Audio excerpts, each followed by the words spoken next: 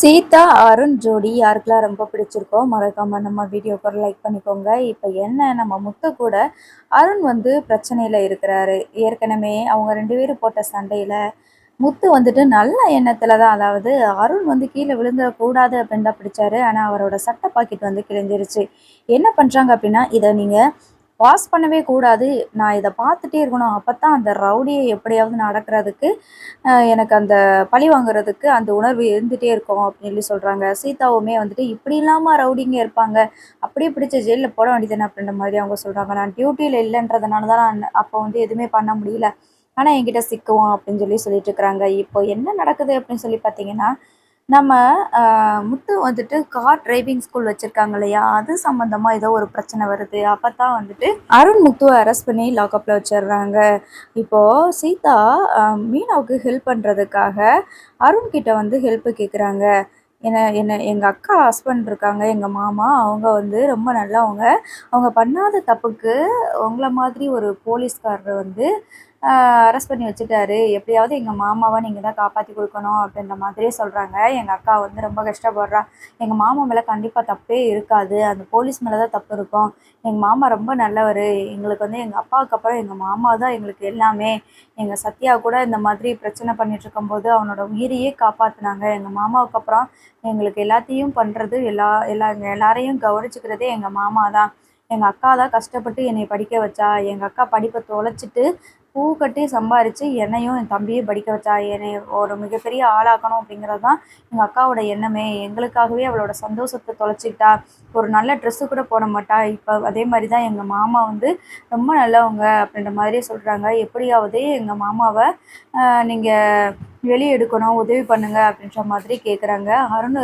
அப்படியா என்ன பிரச்சனை அப்படின்னு சொல்லும்போது தான் அப்போ தான் முத்துவை பற்றி தெரிய வருது. என்னது, அந்த ரவுடி பையன் தான் அவங்க அக்கா வீட்டுக்கு வர்றா, என்ன இப்படி சொல்கிறீங்க அப்படின்னா, என்கிட்ட வம்பிழுத்துட்டே இருப்பான்னு சொன்னேன்ல, அவன் தான் அவன் மாமா, அவனை நான் தான் அரெஸ்ட் பண்ணேன், நான் தான் சிக்க வச்சேன் அப்படின்ற மாதிரியே சொல்கிறாங்க. நீங்கள் தானா, ஏன் இப்படி பண்ணுறீங்க அப்படின்னா, என்னது மாமா நல்லவனா, அவன் எவ்வளோ பெரிய ரவுடி தெரியுமா அப்படின்னு சொல்கிறாங்க. எங்கள் மாமா ரொம்ப நல்லவர் தான், அவரை பற்றி தப்பாக சொல்கிறதுக்கு உங்களுக்கு எந்த இது கிடையாது, உங்களை போய் நான் நல்லவன் நம்பினேன் பார்த்தீங்களா, என்னை தான் சொல்லணும் அப்படின்ற மாதிரி சொல்கிறாங்க.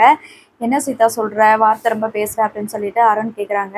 ஆமாம், எங்கள் மாமா ரொம்ப நல்லவங்க, எங்கள் மாமா தான் எங்களை எங்கள் குடும்பத்தை எல்லாரையும் பார்த்துட்டுருக்குறாங்க, நீங்கள் அவர் மேலே அபாண்டமாக போய் சொல்கிறீங்க, எங்கள் மாமா எப்பயுமே இந்த மாதிரி விஷயத்துலலாம் பண்ணவே மாட்டார், இந்த மாதிரிலாம் தப்பு பண்ணவே மாட்டார், அவர் ரொம்ப நல்லவர் அப்படின்ற மாதிரி சொல்கிறாங்க. எனக்கு இது என்னால் அவனை வெளியில் எடுக்க முடியாது, ஏன்னா அவனை அந்தளவுக்கு நான் சிக்க வச்சுட்டேன், முடிஞ்சால் நீங்களே ஏதாவது காப்பாற்றி வெளியில் எடுத்துக்கோங்க அப்படின்னே சொல்கிறாங்க. நீங்கள் நேர்மையாக இருக்கிறீங்க தான், ஆனால் நீங்கள் பண்ணியிருக்கீங்க, நீங்கள் தப்பு பண்ணியிருக்கீங்கள, அன்றைக்கி நான் என் ஃப்ரெண்டுக்கிட்ட வண்டி வாங்கிட்டு சும்மா ஓட்டி பார்க்கலாம், ஸ்கூட்டி இருந்தால் அவள் விற்க போகிறேன்னு சொன்னால் அதை நான் ஓட்டி பார்க்கலான்னு சொல்லிட்டு ஒரு தெருவுக்கிட்ட தான் வந்திருக்கிறேன், அதுக்கே நீங்கள் என்கிட்ட 1000 ஃபைன் வாங்கினீங்க, அதே மாதிரி தானே அன்னைக்கு எங்கள் மாமா எமர்ஜென்சின்னு சொல்லிட்டு தான் அப்பாவை கடைசியில் அப்பா முகத்தை ஒரு தடவையாக பார்த்துக்கிறணும் அப்படின்றதுக்காக தானே அவசரத்தில் போயிருந்தாங்க, அதே மாதிரி தான் நீங்களும் உங்கள் அம்மாவுக்கு மெடிசன் வாங்குறதுக்காக அவசரமாக வந்தீங்க, எல்லாருக்குமே ஒரு அர்ஜென்ட் தானே, உங்களுக்குன்னா ஒரு அவசரம், மற்ற சாதாரண மக்களுக்குன்னா அவசரம் வராதா சொல்லுங்கள் அப்படின்ற மாதிரி சொல்கிறாங்க. என்னன்னாலும் சொல்லு, அவன் என்னை பப்ளிக் முன்னாடி கையை நீட்டினான் அப்படின்னு சொல்கிறாங்க. ஆமாம், நீங்கள் இப்படிலாம் பண்ணால் பிறகு பண்ண மாட்டாங்களா, அது மட்டும் இல்லாமல் அந்த பாட்டியும் தாத்தாவையும் நீங்கள் கீழே பிடிச்சி தள்ளி விட்டுருக்குறீங்க, அந்த பாட்டி உடம்பு சரியில்லாமல் ஹாஸ்பிட்டல் அட்மிட் பண்ணியிருக்காங்க, அவ்வளோ ரத்தம் வந்திருக்குது அந்த பாட்டிக்கு, இப்போ அவங்க அவங்க சொந்த ஊருக்கே போயிட்டாங்க, ஆனால் நீங்கள் அடிபட்டதுக்கு கூட வயசானவங்கன்னு கூட பார்க்காம நீங்கள் போய் என்ன ஏதுன்னு கூட கேட்கல, சரி தெரிஞ்சுதான் தள்ளி விட்டீங்களா, தெரிஞ்சுதான் தள்ளி விட்டுருக்கீங்க, அப்படி ஏதாவது ஒன்றுனா கூட போய் பார்த்துருக்கலாம்ல அப்படின்ற மாதிரி சொல்கிறாங்க. ஸோ இதெல்லாம் யோசித்து பார்க்கும்போது இப்போ தான் தெரியுது, நீங்கள் எவ்வளோ கடமை கண்ணியம்னு சொல்லிட்டு உங்களுக்கு மட்டும்தான் நீங்கள் வகுத்துட்ருக்கிறீங்க, ஆனால் மற்றவங்க யாரையுமே நீங்கள் மதிக்க கூட மாட்டுறீங்க, நீங்கள் பண்ணால் தப்பு இல்லை, மற்றவங்க பண்ணால் அது தப்பு, அதிகாரத்தில் இருக்கிறதுனால நீங்கள் என்ன தப்பு பண்ணாலும் அதை வெளியில் காட்டிக்கிற மாட்டேங்கிறீங்க, அதுதான் சரின்னு சொல்கிறீங்க, நாங்கள் சாதாரண மக்கள் ஏதாவது ஒன்று தப்பு பண்ணிட்டோம் அவசரத்துக்கு அப்படின்னா எங்களை நீங்கள் இந்த அளவுக்கு பழி வாங்குறீங்கன்னு அப்படின்ற மாதிரி சொல்கிறாங்க. நான் உங்களுக்காக எவ்வளோ ஹெல்ப் பண்ணேன், ஆனால் இப்போ தோணுது சரி இப்படி ஒருத்தருக்காக ஹெல்ப் பண்ணோம் அப்படின்னு சொல்கிறாங்க. அப்போ தான் அருணுக்கு கொஞ்சம் ஃபீலிங் ஆகுது, ஐயோ அப்படின்னு சொல்லிட்டு, என்ன வேணாலும் சொல்லு, ஆனால் நான் தான் அவனை அரெஸ்ட் பண்ணேன், அவனை ரிலீஸ் பண்ணலாம் முடியாது அப்படின்ற மாதிரி சொல்கிறாங்க. ரிலீஸ் பண்ணலாம் பரவாயில்ல, இனிமேல் நான் உங்கள் வீட்டுக்கு வரவும் மாட்டேன், நீங்கள் என்கிட்ட பேச வேணாம் அப்படின்னு சொல்கிறாங்க. ஆனால் எனக்கு தெரிஞ்சு இந்த பிரச்சனையிலேருந்து அவங்க வெளியில் வந்துட்டாலும் கூட, அதாவது ஏற்கனவே மீனாவுக்கு ஒரு போலீஸ் தெரியும் இல்லையா, அவங்கள வச்சு அவங்க வெளியில் வந்துட்டாலும் கூட அதுக்கப்புறமா சீதா வந்து அருண் வந்து லவ் பண்ணுவார். இப்போ முத்துவுக்கு வந்து அருணுக்கு சீதாவை கல்யாணம் பண்ணி தரணும்னு எண்ணம் கொஞ்சம் கூட இருக்காது. அதனால் அவங்க என்ன பண்ணுவாங்க அப்படின்னா, வீட்டுக்கு தெரியாமல் கல்யாணம் பண்ணிக்கணும் அப்படின்னு சொல்கிற ஒரு ஸ்டேஜ் வரைக்கும் போவாங்க. ஆனால் சீதா வந்து அப்படிப்பட்டவங்க கிடையாது, ரொம்ப நல்ல பொண்ணு தான். கேரக்டர் வைஸ் ரொம்ப நல்லா சூப்பராக கட்டியிருந்தாங்க சீரியலை.